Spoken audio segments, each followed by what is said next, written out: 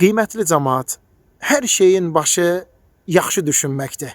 Gözəl zəndə, xalis niyyətdə olmaqdır. Bu zaman hər bir şey Allahın müvəffəqiyyəti ilə yaxşı, gözəl və faydalı olacaqdır.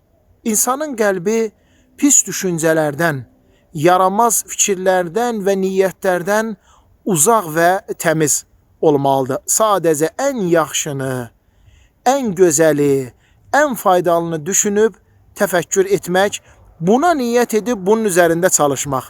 Allah Teala qudsi hədisdə buyurur: mən qulumun mənim haqqımda olan zənni üzərəyəm. Əgər insan yaxşı düşünsə, gözəl, faydalı fikirləri olsa, Allahın müvəffəqiyyəti ilə hər şey onun üçün yaxşı, gözəl və faydalı olacaqdır. Amma əgər insan pis düşünsə, yaramaz fikirlərdə və planlarda olsa, Allah qorusun, daima güzaranı və həyatı sıxıntılı və məşəqqətli olacaqdır. Odur ki, yaxşı düşünək, gözəl zəndə olaq, niyyətlərimiz xalis və faydalı olsun.